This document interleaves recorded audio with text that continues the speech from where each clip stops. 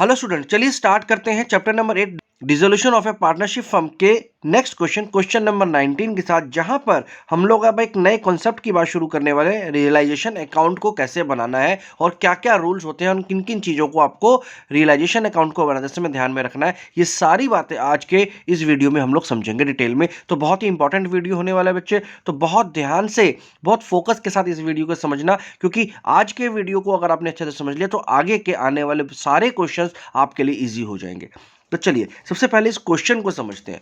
देखिए यहां पर क्या बोला है, Ramesh and Umesh were partners in a firm sharing profit in the ratio of their capitals on 31 March 2013 their balance sheet was as follows. अब हमारे पास ये एक इनकी बैलेंस शीट दे रखी है 31 मार्च 2013 की।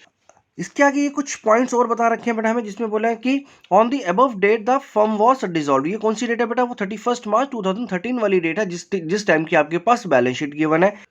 और यहाँ पर ये कुछ ट्रांजैक्शंस बता रखी है आपको, यहाँ पर कुछ एक एडजस्टमेंट्स बता रखी है। हम इन एडजस्टमेंट्स को भी एक एक करके डिस्कस करेंगे और फाइनली हमें क्या करना है, यहाँ पर एक रियलाइजेशन अकाउंट को प्रिपेयर करना है। अब देखिए इस रियलाइजेशन अकाउंट को प्रिपेयर करने के दो स्टेप्स होते हैं, वो दोनों स्टेप्स मैंने आपको कॉन्सेप्ट के वीडियो में भी एक्सप्लेन किए थे। एक बार मैं यहाँ पर फिर से आपको जल्दी से ब्रीफिंग कर देता हूँ उन दोनों स्टेप्स की। देखिए फर्स्ट स्टेप में क्या करते हैं, ये जो हमारे पास गिवन बैलेंस शीट होती है बेटा, इस बैलेंस शीट में से जितने भी आपके ऐसे एसेट्स हैं जो कि अभी कैश में नहीं कन्वर्ट हुए हैं, यानी इनको अभी कैश में कन्वर्ट किया जा सकता है, उन सभी एसेट्स को हम पहले यहां से ट्रांसफर कर देंगे। कहां पर? रियलाइजेशन अकाउंट के अंदर। इसी तरह से लाइबिलिटी साइड में भी जितनी भी आउटसाइडर लाइबिलिटीज होंगी उन सबको हम लोग रियलाइजेशन अकाउंट में ट्रांसफर कर देंगे। तो सबसे पहले स्टेप में तो आपको ये काम करना है, और सेकंड स्टेप में आपको उनको रियलाइज करना शुरू करना है, यानी एसेट्स को बेचने का काम, जिसको बेचने से पैसा आएगा, या फिर लाइबिलिटीज को पे करने का काम, वो फिर हमें वहां पर रिकॉर्ड करना होगा। चलो देखते हैं उसको किस तरह से करना है, और उससे पहले एक छोटी सी इंफॉर्मेशन आपके लिए। हे स्टूडेंट्स, अगर आप भी सीए फाउंडेशन के मई 2020 अटेम्प्ट में अपना लक ट्राई करने वाले हैं तो यहाँ पर आपको टॉपर बनने का एक बहुत सुनहरा अवसर मिल रहा है, जहाँ पर अनअकैडमी का टॉपर्स बैच आ गया बेटा। ये बैच 5 जनवरी से स्टार्ट होने वाला है, जहाँ पर आपको बहुत ही टॉप क्लास के एजुकेटर्स यहाँ पर ट्रेन करेंगे और मई अटेम्प्ट में आउट परफॉर्म करने में आपकी बहुत मदद करेंगे। ये एक बिल्कुल परफेक्ट प्लान है आपका मई 2022 के एग्जाम को क्लियर करने का, जहां पर आपको बहुत ही सिस्टमैटिक वे में स्टडीज कराई जा रही है। और इसके लिए आपको प्लस सब्सक्रिप्शन मिलेगा बेटा। आपके पास 6 मंथ्स, 12 मंथ्स और 24 मंथ्स के सब्सक्रिप्शन के ऑप्शंस अवेलेबल हैं। इसके अलावा आपके पास एक और ऑप्शन होगा जो कि एक आइकॉनिक सब्सक्रिप्शन का ऑप्शन है, जिसका डिटेल्स डिस्क्रिप्शन में दिए गए लिंक्स में जाकर के आपको मिल जाएगा बेटा। इसके साथ साथ एक लाइव मेंटरिंग प्लेटफॉर्म भी जल्दी आने वाला है, जहां पर 1-to-1 लाइव मेंटरिंग होगा। आप अपने डाउट्स को 1-to-1 सॉल्व कर सकते हैं। इवैल्यूएटेड टेस्ट होंगे, वहां पर आपको प्रिंटेड बुक्स प्रोवाइड की जाएंगी। इंडस्ट्री में जो भी एक्सपर्ट्स हैं उन एक्सपर्ट्स से आपको सेशंस करवाए जाएंगे, और भी बहुत कुछ यहाँ पर मिलने वाला। Live classes, weekly test, study materials और रिकॉर्डेड वीडियोस का अनलिमिटेड एक्सेस, और बहुत ही स्ट्रक्चर्ड कोर्स होगा जो कि आपको पूरी तरह से हेल्प करेगा आगे के फाउंडेशन को क्लियर करने के लिए। तो इसके लिए आपको अनअकैडमी के ऐप को डाउनलोड करना होगा, और वहां पर जब आप इसमें सब्सक्राइब करेंगे तो आप 10% का एक स्पेशल डिस्काउंट ले सकते हैं। उसके लिए आपको मेरा कोड नीरज 2022 को यूज करना है, जिसका डिटेल्स डिस्क्रिप्शन में भी गिवन है बेटा। तो चलिए बेटा आगे कंटिन्यू करते हैं हम लोग अपने क्वेश्चंस के साथ। तो स्टूडेंट चलिए सबसे पहले हम लोग यहाँ पर स्टार्ट करते हैं अपने इस बैलेंस शीट को देख करके, किस तरह से हमें रियलाइजेशन अकाउंट में ट्रांसफर करना है स्पेसिफाइड अकाउंट्स को। देखो यहां पर सबसे पहला, अगर मैं एसेट साइड पर देखूं तो एसेट साइड में सबसे पहले मुझे दिया हुआ है बैंक। अब बैंक क्योंकि ऑलरेडी मेरे पास लिक्विड फॉर्म में है बेटा, कैश फॉर्म में ही है, तो इसे मुझे रियलाइजेशन अकाउंट में नहीं डालना। मुझे रियलाइजेशन अकाउंट में ऐसे एसेट्स को डालना है जिनको अभी मुझे कैश में कन्वर्ट करना है या बैंक में कन्वर्ट करना है, लिक्विड फॉर्म में लेकर के आना है, जैसा कि डेटर। अब डेटर को मुझे यहां पर रियलाइज करना है, तो मैं सबसे पहले क्या करूंगा, अपने इस रियलाइजेशन अकाउंट के अंदर डेबिट साइड पर डेटर्स को लिख दूंगा बेटा। डेटर्स जिसकी वैल्यू कितनी गिवन है हमारे पास, 2,40,000 रुपीज की। तो मैंने सीधा सीधा क्या किया, इस डेटर को रियलाइजेशन अकाउंट के डेबिट साइड पर ले आया। जितने भी एसेट्स होंगे वो डेबिट साइड में आएंगे क्योंकि वो डेबिट बैलेंस होता है उनका, राइट। चलिए आगे देखें, स्टॉक 1,30,000 रुपीज का है, इसको भी हमें रियलाइज करना होगा, तो स्टॉक आ जाएगा 1,30,000 रुपीज। इसके अलावा फर्नीचर है बेटा 2 लाख रुपीज का, तो यहां पर नेक्स्ट जो आने वाला है वो फर्नीचर होगा जिसकी वैल्यू है 2 लाख रुपीज। इसके बाद अगला जो एसेट दिया हुआ है यहां पर मशीनरी दे रखा है जिसकी वैल्यू है 9,30,000 रुपीज, तो हमने यहां पर मशीनरी को भी लेकर के आ गए जिसकी वैल्यू हमें गिवन है 9,30,000 रुपीज की, राइट। तो चलिए यहां पर अगर आप देखें तो इसके बाद अब अगला जो एसेट में यहां पर दे रखा है वो उमेश का करंट अकाउंट की बात की गई है जो कि एक पार्टनर से रिलेटेड अकाउंट है। तो हमें क्या याद रखना है कि जितने भी पार्टनर से रिलेटेड अकाउंट्स होंगे उनको अभी हमें रियलाइजेशन अकाउंट में नहीं डालना, उनका डीलिंग हम लोग बाद में करेंगे।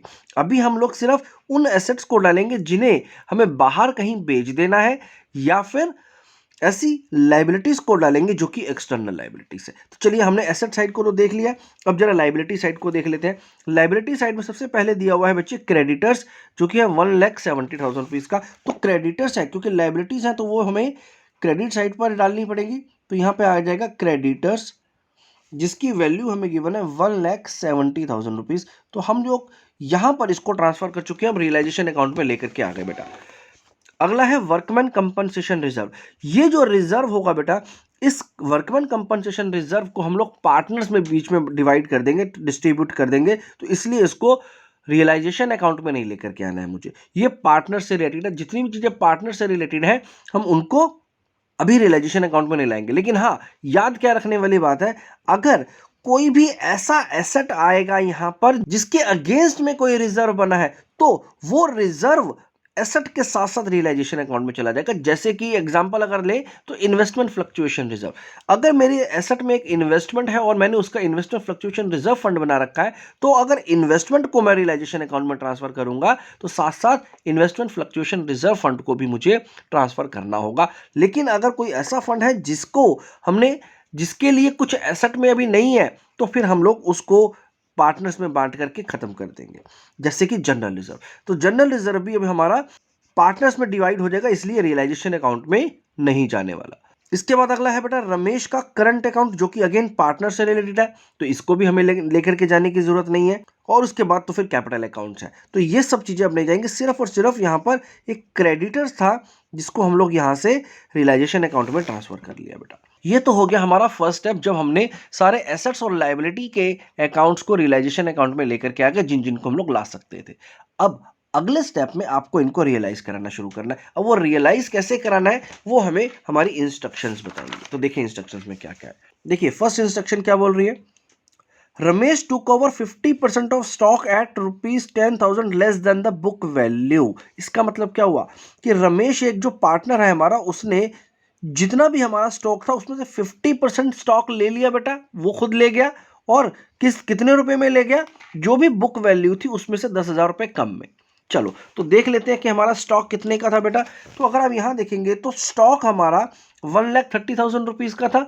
इसमें से वो कितना स्टॉक लेकर के गया है, इसमें से वो 50% का स्टॉक लेकर के गया, यानी 1,30,000 का 50% 65,000 रुपीज का स्टॉक लेकर के गया। और उसमें भी उसने क्या किया है, उसमें भी उसने 10,000 रुपीज लेस दिए। तो कुल मिलाकर के ये जो स्टॉक है वो रियलाइज हुआ है, और ये रियलाइज किसकी तरफ से हुआ है, रमेश की तरफ से। तो यहां पर आपको लिख देना है रमेश के कैपिटल अकाउंट में एडजस्ट होगा ये। तो रमेश के कैपिटल अकाउंट से आपको 55,000 रुपीज का एडजस्टमेंट करना है। क्या मतलब हुआ इसका, देखिए स्टॉक अगर मैं इसकी बात करूं तो स्टॉक है मेरे पास 1,30,000 रुपीज, राइट, जिसमें से 50% स्टॉक की बात हो रही है, यानी 65,000 रुपीज की बात हो रही है, राइट। इसका 50% 65,000 रुपीज का स्टॉक।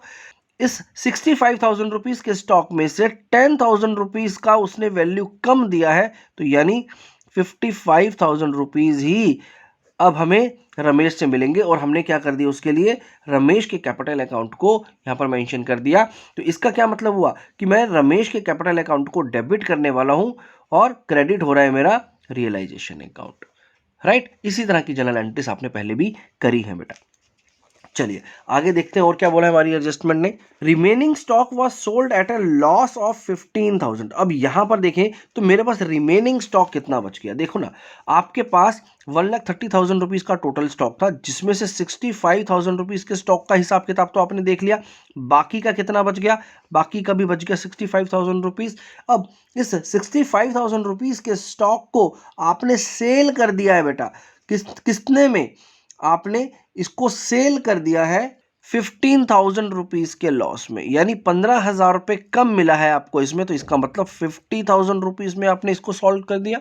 ठीक है, तो 50,000 रुपए में आपने इस स्टॉक को बेच दिया। तो चलिए यहां पर एक थोड़ा सा स्पेस छोड़ देते हैं, अगर कोई और एंट्री से रिलेटेड होगी तो हम बाद में डालेंगे। तो यहां पर आप लिख दोगे सीधा सीधा बैंक अकाउंट। ठीक है, अब देखो बैंक अकाउंट में हमारे कुछ और आइटम्स भी आने हैं इसमें, वो कैसे पता चलेगा, वो आपको आगे की एडजस्टमेंट में पता चलेगा। जितनी जगह से पैसा आएगा एसेट्स को रियलाइज करके, एसेट को बेचने से जितना जितना पैसा आएगा, अब हम लोग वो एक साथ इकट्ठा लिख लेंगे, जिसमें से सबसे पहले आया हमारे पास स्टॉक के 50,000 रुपीज।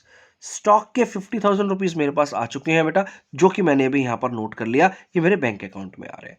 राइट, चलो आगे देखते हैं पहले, फिर आपको ये चीजें समझ में आनी शुरू हो जाएंगी। देखिए आगे ये बोल रही है ट्रांजेक्शन की debtors were realised at a discount of 5%। अब ये जो हमारे डेटर्स हैं यहाँ पर, यहाँ देखो ये डेटर्स हैं।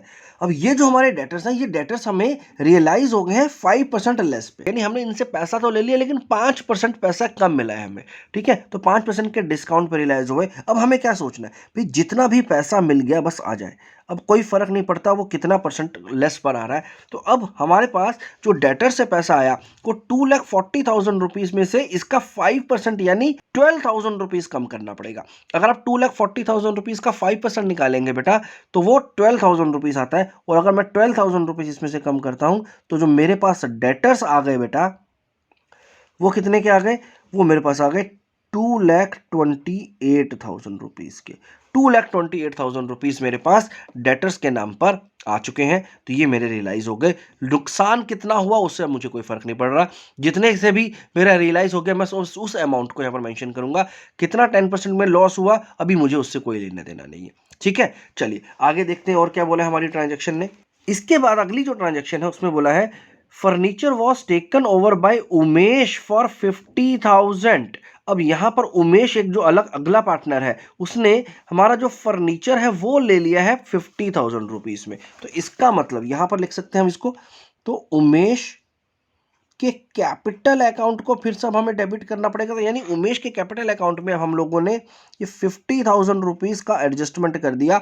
इसने क्योंकि क्या लिया है, इसने फर्नीचर लिया, तो मैं यहां पर इसको मेंशन कर दिया है, और आप भी इसको मेंशन इस तरह से ब्रैकेट में कर सकते हैं कि उमेश ने क्योंकि फर्नीचर लिया था तो उसके 50,000 रुपीज हम लोगों ने उमेश के कैपिटल अकाउंट में एडजस्ट कर दिए बेटा। ठीक है, तो यहां पर हमारा फर्नीचर भी रियलाइज हो गया उमेश की तरफ। राइट, चलिए आगे देखते हैं और क्या है बोला इसमें। Machinery was sold for 4,50,000। अब मशीनरी को बेचने से 4,50,000 रुपए आपके पास आ गए। हमें कोई मतलब नहीं है कि एक्चुअल में मशीनरी कितने की थी, बुक वैल्यू कितनी थी। आपके पास जितना भी पैसा रियलाइज हो गया आप सिर्फ उसको मेंशन कर देंगे। तो मेरे पास 4,50,000 रुपीज रियलाइज हुआ, तो मेरे पास, तो मैंने यहाँ पर 4,50,000 रुपीज मशीनरी अकाउंट में मेंशन कर दिए, जो कि मेरे पास रिसीव हो जाएगा। राइट, तो चलिए आगे देखते हैं बेटा।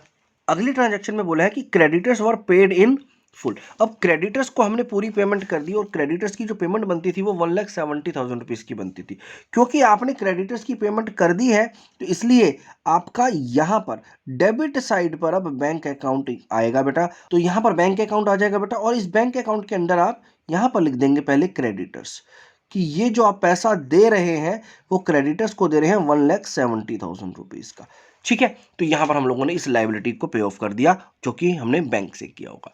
ठीक, चलिए आगे देखते हैं आगे कौन सी ट्रांजैक्शन है। There was an unrecorded bill for repairs for rupees 1,60,000 which was settled at 1,40,000। इसका क्या मतलब हुआ, हमारे पास एक अनरिकॉर्डेड बिल था रिपेयर्स का बेटा, यानी एक ऐसा बिल रिपेयरिंग का जिसको हमने बुक्स में कभी डाला ही नहीं था, और वो बिल कितने का निकला, 1,60,000 रुपीज़ का। तो क्योंकि अब ये बिल निकला है तो हमें ये पे करना पड़ेगा, इसलिए उसको हमें पे किया और हमने जो सेटलमेंट करी उसकी वो 1,40,000 रुपीज़ पर हो गई। तो कुल मिलाकर के आपने इस लाइबिलिटी को 1,40,000 रुपीज़ देकर के उतारा। कोई फर्क नहीं पड़ता कि आपने यहाँ पर पहले से इसको बुक्स में रखा हुआ था या नहीं रखा था, लेकिन आपको ये लाइबिलिटी पे करनी पड़ेगी। तो आप यहाँ पर क्या लिख देंगे बेटा, liability for repairs, liability for repair. अब इसको अनरिकॉर्डेड भी लिख सकते हैं, अनरिकॉर्डेड लाइबिलिटी फॉर रिपेयर्स, जिसकी जो वैल्यू हमने सेटल करी है वो 1,40,000 रुपीज़ से करी है। तो 1,40,000 रुपये आपने इस लाइबिलिटी को पे करने के लिए दिया है बेटा। चलिए आगे देखते हैं और क्या बोला है इसने। बस बेटा इसके अलावा और कोई भी यहाँ पर पॉइंट नहीं है, सारे पॉइंट्स हम लोगों ने यहाँ पर कंसीडर कर लिए हैं। तो बस अब हम इसको क्लोज कर सकते हैं बेटा। चलिए तो अब देखिए यहाँ पर हमें क्या क्या करना है। सबसे पहले हम लोग इसका टोटल कर लेते हैं। तो यहाँ पर जो हमने पेमेंट किया है बेटा, तो इन दोनों का जो हमने पेमेंट किया है, तो इन दोनों का जो टोटल आ गया हमारे पास वो आ गया 3,10,000 रुपीज़ का। इसी तरह से आप इसका भी टोटल करेंगे जब, तो यहाँ पर आपको पैसा कितना रियलाइज़ हो गया, यहाँ पर आपको जो टोटल पैसा रियलाइज़ हुआ इस केस में वो हुआ है 7,28,000 रुपीज़ का। 7,28,000 रुपये आपको यहाँ पर रियलाइज़ हो गया इन सब एसेट्स को बेच करके। बस अब आपको इस अकाउंट को क्लोज करना है बेटा, इसका बैलेंसिंग करना है। तो चलो इसकी बैलेंसिंग कर लेते हैं। तो अगर आप इधर से देखेंगे तो यहाँ पर 9 लाख, 3 लाख, 2 लाख सबसे ज़्यादा बड़ी वैल्यूज़ यहाँ पर नज़र आ रही हैं। तो पहले हम इसका टोटल कर लेते हैं। तो अगर आप इसको टोटल करेंगे तो इसका जो टोटल आ रहा है बेटा वो आ रहा है 18,10,000, 18,10,000 रुपीज़ का यहाँ पर हमारे पास टोटल आ जाएगा। और इसी तरह से अगर आप यहाँ का भी लिखेंगे 18,10,000 रुपीज़ और इसमें से इन सबको माइनस करेंगे तो यहाँ पर एक बैलेंस आपके पास क्या बच रहा है बेटा, यहाँ पर आपके पास जो बैलेंस बच रहा है वो बच रहा है 8,07,000, 8,07,000 रुपीज़ का आपके पास बैलेंस बच गया। क्योंकि ये बैलेंस यहाँ पर बचा है ये हमारा लॉस होगा बेटा। तो इसको हम लोग बोलेंगे रियलाइजेशन लॉस। ठीक है, अब ये जो रियलाइजेशन में लॉस होगा ये रियलाइजेशन का लॉस अब हमारे पार्टनर्स के बीच में बढ़ जाएगा बेटा, राइट। और जो पार्टनर्स के बीच में बढ़ेगा वो उनके प्रॉफिट शेयरिंग रेशियो में बढ़ेगा। तो यहाँ पर एक बार चेक कर लेते हैं कि इनका प्रॉफिट शेयरिंग रेशियो कितना था।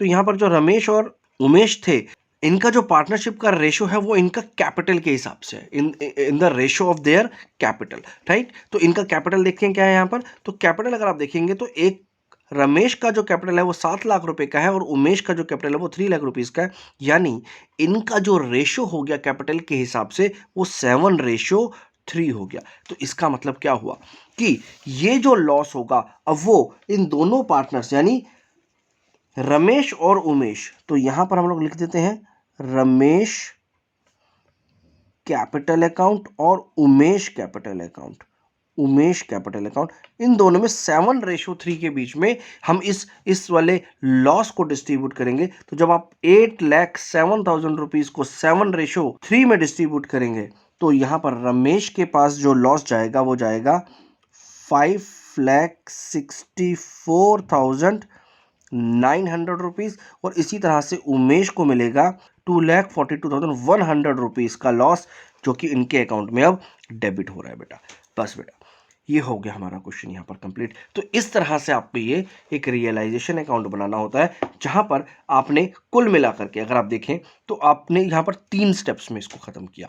पहले स्टेप में आप एसेट्स और लाइबिलिटी को यहाँ पर लेके आए, उसके बाद आपने उन्हें रियलाइज करना शुरू किया और थर्ड स्टेप में जितना भी प्रॉफिट या लॉस आता है वो हम लोग अपने पार्टनर्स को उनके रेशो में डिवाइड कर देते हैं बेटा। तो बस यही होता है हमारा realisation account.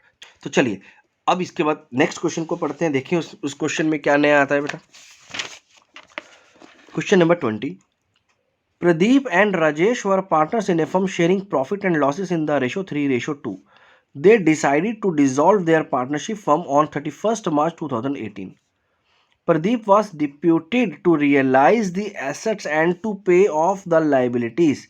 He was paid 1,000 as commission for his services. The financial position of the firm on 31st March 2018 was as follows. तो यहाँ तक की कहानी तो बहुत इजीली समझ में आ गई कि ये दो पार्टनर्स हैं जिनका प्रॉफिट शेयरिंग रेशो 3:2 था और इनका 31st मार्च 2018 को डिसॉल्व हो रहा है फर्म और डिसोल्यूशन का जो काम दिया गया है वो प्रदीप को दिया गया, जिसके बदले में उसको 1000 रुपये की कमीशन दी जाएगी बेटा।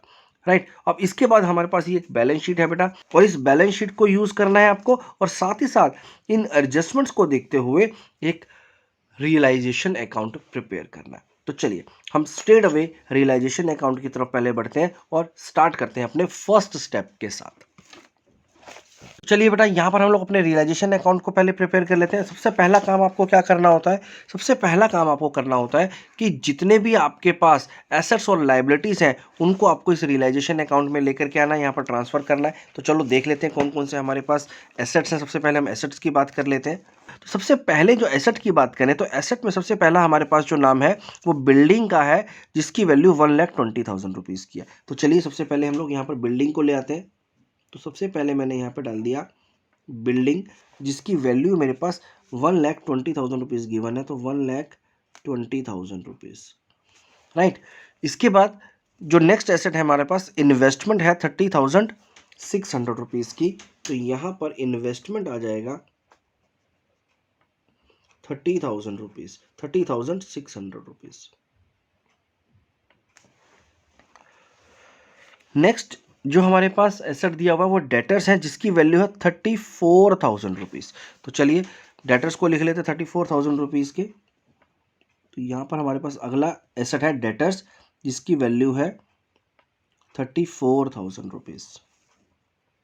अब देखिए बेटा, अब यहाँ पर डेटर्स के साथ साथ आपको प्रोविजन फॉर डाउटफुल डेटर्स भी दे रखा है। अब जब जब आपको किसी एसेट के साथ उसका कोई प्रोविजन या रिजर्व दिया होता है, जैसे कि मैंने आपको पहले भी बताया था, तो उसका प्रोविजन या रिजर्व हमारी लाइबिलिटीज मानी जाती हैं, जो कि हमें रियलाइजेशन अकाउंट में लेकर के आनी होंगी। तो इसका मतलब यहाँ पर जो प्रोविजन फॉर डाउटफुल डेट होगा उसको हम लोग ट्रांसफ़र कर देंगे, जिसकी वैल्यू है 4,000 रुपीज़ की बेटा। तो यहाँ पर इसको आपको लेकर के आना होगा। इसके अलावा नेक्स्ट जो हमारे पास एसेट है वो बिल्स रिसीवेबल है, जिसकी वैल्यू है 37,400। तो यहाँ पर हम लोग बिल्स रिसीवेबल को भी लेके आएंगे बेटा। तो बिल्स रिसीवेबल, जिसकी वैल्यू हमारे पास दे रखी है 37,400 रुपीज़ का BR आपने यहाँ पर ट्रांसफ़र कर दिया। बैंक क्योंकि ऑलरेडी लिक्विड फॉर्म में है तो इसको हम लोग ट्रांसफ़र नहीं करेंगे। Profit and loss account partners का हिस्सा है। गुडविल, यस, इस गुडविल को हम लोग बेच सकते हैं, इसको रियलाइज़ करा सकते हैं। तो इसलिए ये जो आइटम है, ये गुडविल के आइटम हमारी रियलाइजेशन अकाउंट में जाएगी, क्योंकि ये ऑलरेडी बैलेंस शीट में गिवन है। तो ये परचेज्ड गुडविल है, तो हमारा एक एसेट है, इसको हम लोग लेकर के जाएंगे बेटा। तो यहाँ पर आ जाएगा हमारे पास गुडविल, जिसकी वैल्यू है 4,000 रुपीज़ की। तो ये हमारा 4,000 रुपीज़ डेबिट साइड पर रियलाइजेशन अकाउंट में आ गया बेटा। चलिए अब जरा लाइबिलिटी साइड की बात कर लेते हैं। तो लाइबिलिटी साइड में अगर आप देखें तो यहाँ पर सबसे पहले आ रहा है बेटा क्रेडिटर्स, जिसकी वैल्यू है 80,000 रुपीज़ की। तो चलो सबसे पहले क्रेडिटर्स को लिख लेते हैं। तो क्रेडिटर्स 80,000 रुपीज़ के हमारे पास बुक वैल्यू गिवन है। इसके अलावा है मिसिस प्रदीप्स लोन, जो कि 40,000 रुपीज़ का। तो ये भी एक एक्सटर्नल लाइबिलिटी है। मिसिस प्रदीप का लोन है, ना कि प्रदीप का, तो इसलिए ये हमारी एक्सटर्नल लाइबिलिटी हो गई। ये पार्टनर नहीं है, ये उसकी वाइफ है, पार्टनर की वाइफ है, तो वो हमारे लिए एक्सटर्नल लाइबिलिटी है, जिसको हम लोग यहाँ पर लेकर के आ जाएंगे। तो यहाँ आ जाएगा मिसिस प्रदीप लोन, जो कि है 40,000 रुपीज़ का बेटा। तो ये 40,000 रुपीज़ भी हमारे क्रेडिट साइड पर आ जाएंगे, जो कि एक लाइबिलिटी होगी हमारी। राजेश लोन, जो कि एक पार्टनर का लोन है, इसको हम लोग अभी ट्रांसफर नहीं करेंगे, इसको हम बाद में सेटल करेंगे, इसको रियलाइजेशन अकाउंट में नहीं लेके आते बेटा। इन्वेस्टमेंट फ्लक्चुएशन फंड, ये एक ऐसा फंड है जिसके ना साथ साथ उसका एक एसेट चल रहा है, तो इसको मुझे यहाँ पर जरूर लेना पड़ेगा। तो इन्वेस्टमेंट फ्लक्चुएशन फंड को हम लोग लेकर के आ जाएंगे यहाँ पर, इन्वेस्टमेंट फ्लक्चुएशन फंड, जिसकी वैल्यू हमें 8,000 रुपीज़ की गिवन है। तो ये भी हमारा रियलाइजेशन अकाउंट में ट्रांसफर होगा बेटा। इसके बाद हमारे पास कैपिटल अकाउंट्स है। बस बच्चे यहाँ पर ये सारी चीज़ें हम लोग अब लेकर के आ चुके हैं एसेट और लाइबिलिटीज़ की। तो यहाँ पर हमने फर्स्ट स्टेप को कंप्लीट कर लिया, राइट। अब सेकंड स्टेप में क्या होता है? अब सेकंड स्टेप में हम लोग इसको रियलाइज़ करना शुरू करते हैं। तो चलिए एक एक करके पहले हम लोग एडजस्टमेंट्स को पढ़ते हैं और अकॉर्डिंगली हम लोग उसको यहाँ पर डील करेंगे। देखिए सबसे पहली एडजस्टमेंट क्या बोल रहा है, Pradeep agreed to pay of his wives loan. अब जो प्रदीप की वाइफ का लोन था वो प्रदीप बोल रहा है कि मैं अपने आप दे दूंगा उसको। तो यहां पर क्योंकि अब प्रदीप ने उसकी रिस्पॉन्सिबिलिटी ले ली, तो अब हम क्या करेंगे, तो हम प्रदीप की वाइफ के लोन को खत्म करके प्रदीप के कैपिटल अकाउंट में एडजस्ट कर देंगे। तो यहां पर क्योंकि क्योंकि आपका यहां पर ये लोन एडजस्ट हो रहा है, तो जब भी लोन एडजस्ट हो जाएगा, जब भी आपकी कोई लाइबिलिटी यहां पर खत्म हो रही है, तो वो रियलाइजेशन अकाउंट की डेबिट साइड पर आ जाएगी, और इसको हम लोग खत्म कर रहे हैं प्रदीप के कैपिटल अकाउंट में एडजस्ट करके, क्योंकि प्रदीप ने बोला है कि वो इसका रिस्पॉन्सिबिलिटी लेने के लिए तैयार है। तो प्रदीप के कैपिटल अकाउंट में हमने 40,000 रुपीज एडजस्ट कर दिए। इसका मतलब ये हुआ कि अभी के लिए तो ये लाइबिलिटी हमने खत्म कर दी, और बाद में हम लोग जब प्रदीप के अकाउंट को सेटल करेंगे तब हम उसको पे कर देंगे, राइट। तो चलिए, तो यहाँ पर हमने प्रदीप के कैपिटल अकाउंट को यहाँ पर एडजस्ट कर लिया है। इसके बाद देखते हैं बेटा नेक्स्ट जो एडजस्टमेंट बोल रहा है, half of the debtors realise ₹12,000 and the remaining debtors were used to pay off 20% of the creditors. इसका क्या मतलब हुआ कि जितने भी हमारे डेटर्स थे उसमें से हाफ ऑफ द डेटर्स से हमें 12,000 रुपये रियलाइज हो गए। तो 12,000 रुपीज तो हमें यहाँ पर रियलाइज हो चुका है, राइट। जो बाकी के डेटर्स बच गए, यानी 50% के जो बाकी के डेटर्स बच गए, उन डेटर से मैंने अपने 25% क्रेडिटर्स को पे कर लिया। यानी जो मेरे क्रेडिटर्स है टोटल, उस टोटल क्रेडिटर्स में से 25% के क्रेडिटर्स को हमने डेटर्स के साथ एडजस्ट करा दिया बेटा, एडजस्ट करा दिया। अब ये डेटर्स इनको डायरेक्ट पे कर देंगे। तो यहां पर ये एडजस्टमेंट हो गई, यानी इस लाइबिलिटी के साथ मेरा ये एसेट एडजस्ट हो गया। तो बस अब मुझे इस बात की एंट्री नहीं करनी है एटलीस्ट। तो अब मुझे सिर्फ इस बात में एंट्री क्या करनी है कि जो मेरे डेटर्स हैं उससे मुझे 12,000 रुपीज मिल गया है बेटा। तो बैंक अकाउंट में मेरे पास यहाँ पर कुछ पैसा आ जाएगा। तो यहाँ पर हम लोग लिख देते हैं बैंक अकाउंट, जिसमें सबसे पहले यहाँ पर डेटर्स की तरफ से पैसा आ रहा है 12,000 रुपीज़ का। बाकी तो लाइबिलिटी और एसेट आपस में एडजस्ट हो गए, तो इसलिए उसको मुझे यहाँ पर रिकॉर्ड करने की ज़रूरत नहीं है बेटा। चलिए आगे देखते हैं।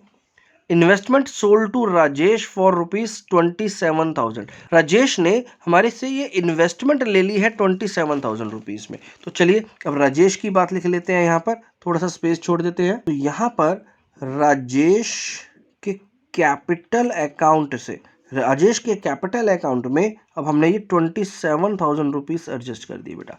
ये क्यों कर दिए? क्योंकि इसने हमसे इन्वेस्टमेंट ले लिए बेटा। तो यहाँ पर मैंने इन्वेस्टमेंट का नाम लिख दिया ताकि हमें पता चल जाए कि किस वजह से हमने इसके कैपिटल अकाउंट में ये डेबिट किया है बेटा। चलिए आगे देखते हैं। Building realised at ₹1,52,000। अब हमारे पास बिल्डिंग के नाम पर, बिल्डिंग को बेच कर करके भी कुछ पैसा आ गया, जिसमें 1,52,000 रुपीज़ रियलाइज हुआ है बेटा। तो वो हमने बैंक अकाउंट में एडजस्ट करेंगे, यहाँ पर बैंक अकाउंट में रिसीव करेंगे। इसके बाद आता है remaining creditors were to be paid after 2 months. They were paid immediately at 10% per annum discount. देखो इसका क्या मतलब है। अब अगर आप क्रेडिटर्स की कहानी दोबारा से समझे, तो जो हमारे टोटल क्रेडिटर्स हैं वो 80,000 रुपीज़ के थे बेटा, 80,000 रुपीज़ के थे। इन 80,000 रुपीज़ के क्रेडिटर में से 25% ऑफ द क्रेडिटर्स तो डेटर के साथ एडजस्ट हो गए थे। इसका मतलब क्या हुआ? इसका मतलब ये हुआ कि इन 80,000 क्रेडिटर्स में से 20,000 के जो क्रेडिटर्स थे वो एडजस्ट हो गए थे डेटर्स के साथ। तो मेरे पास जो बच गए वो 60,000 रुपीज़ के क्रेडिटर बचे हुए हैं बेटा।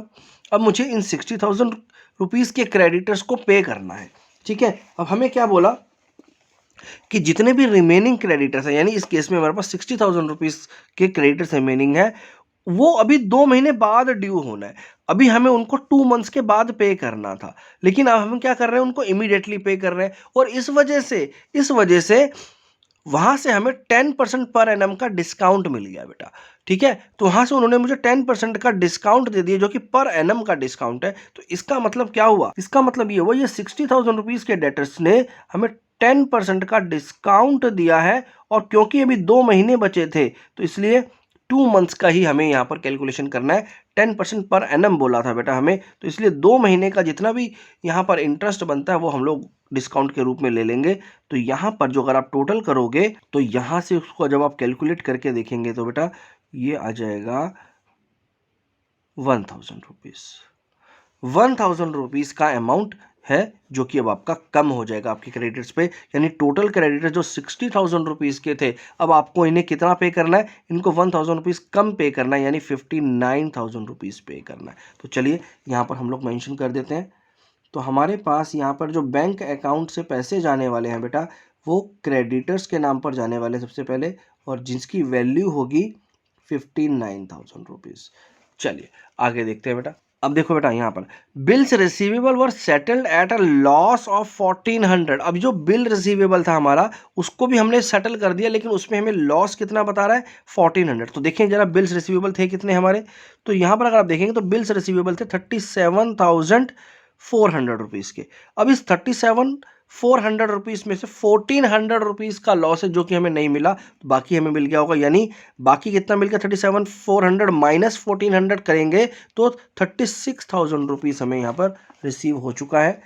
तो बस यहाँ पर अब हमारे पास बिल्स रिसीवेबल आ जाएगा, जिसमें हमारे को जो वैल्यू रिसीव हुई है वो 36,000 रुपीज़ की रियलाइज हो गई है। तो बस बच्चे ये वाला हमने एडजस्टमेंट भी यहाँ पर देख लिया। आगे देख लेते हैं क्या है। Realisation expenses amounting to 2,500। अब यहाँ पर देखो जरा समझने वाली बात क्या है।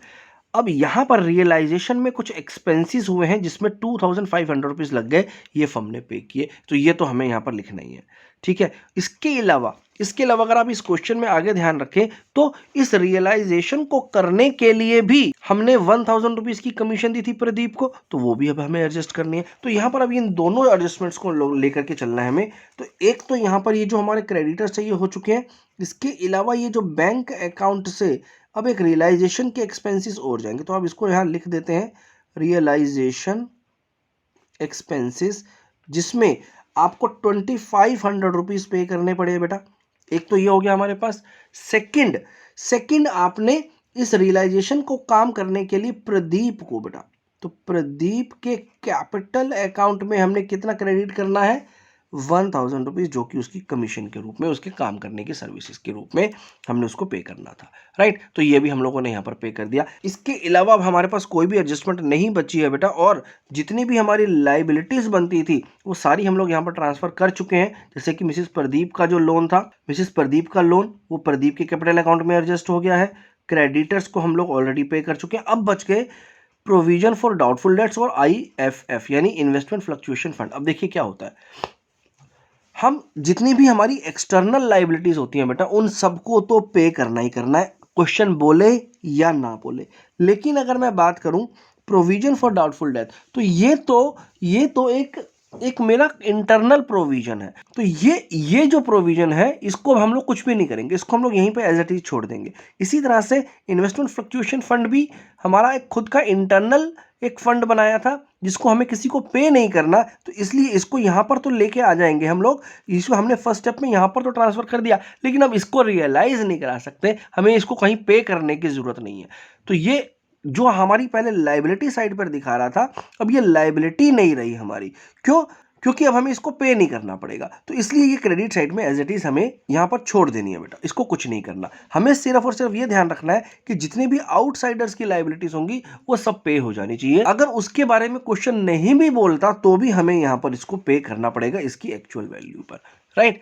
अगर क्वेश्चन ने नहीं बोला तो हम उसको उसकी एक्चुअल वैल्यू पर पे करेंगे, लेकिन करेंगे जरूर।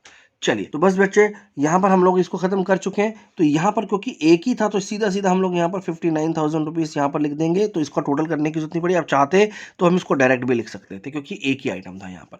खैर चलिए, अभी यहाँ पर हम लोगों ने अधिकतर सारी चीज़ों को यहाँ पर कंसिडर कर लिया है। अब हमें फाइनली इसका टोटल करना है और बैलेंस निकालना है बेटा। तो चलो इसका टोटल कर लेते हैं पहले, और सबसे पहले इसका टोटल कर लेते हैं। तो जब मैं इसका टोटल करूंगा बेटा, तो इसका जो टोटल आ जाएगा वो आ जाएगा 2 लाख। और अब जब इसका मैं फाइनल टोटल कर रहा हूँ, तो फाइनल टोटल में हमारे पास क्रेडिट साइड पर बैलेंस ज़्यादा है शायद, जिसमें 2 लाख रुपीज़ की सबसे बड़ी वैल्यू नज़र आ रही है, और यहाँ पर कोई भी ऐसी बड़ी वैल्यू नहीं है। 1,20,000 सबसे बड़ी वैल्यू है। तो इसका मतलब हमारा यहाँ पर हमें ज़्यादा टोटल बैलेंस मिल रहा है। तो चलिए इसको पहले टोटल कर लेते हैं। तो अगर आप इसको टोटल करेंगे तो आपके पास जो वैल्यू आ रही है बेटा, वो आ रही है 3,59,000 रुपीज़ की, 3,59,000 रुपीज़। और इस 3,59,000 रुपीज़ में अब इन सबको अगर माइनस कर देंगे, इन सबको अगर आप माइनस कर देंगे, तो आपके पास जो बैलेंस आ जाएगा वो आ जाएगा 30,000 30,500 रुपीज़ बेटा, 30,500 रुपीज़, राइट। अब ये क्या है, ये हमारा रियलाइजेशन गेन है बेटा, रियलाइजेशन का गेन है जो कि हमारे पार्टनर्स में बढ़ जाएगा। अब यहां पर जो हमारे पार्टनर्स हैं वो कौन कौन है, वो है प्रदीप और राजेश में बढ़ जाएगा इनके प्रॉफिट शेयरिंग रेशियो में, जो कि हमें क्वेश्चन में गिवन है बेटा 3:2। ठीक है, अब हमें इस अमाउंट को 3:2 में इनके कैपिटल अकाउंट में डिस्ट्रीब्यूट करेंगे। तो यानी 30,500 रुपीज़ को जब मैं 3:2 में इनको डिस्ट्रीब्यूट करूंगा तो प्रदीप को मिल जाएंगे बेटा 18,300 और राजेश का हिस्सा आएगा 12,200 रुपया। ठीक है, तो बस बेटा यहाँ पर हमने इस रियलाइजेशन में हुए गेन को डिस्ट्रीब्यूट कर दिया और यहीं पर हमारा ये क्वेश्चन भी खत्म हुआ बेटा। आई होप आपको ये क्वेश्चन समझ में आ गया होगा बेटा। तो स्टूडेंट्स आज के वीडियो में इतना ही, नेक्स्ट क्वेश्चन नेक्स्ट वीडियो में करेंगे। Thank you very much.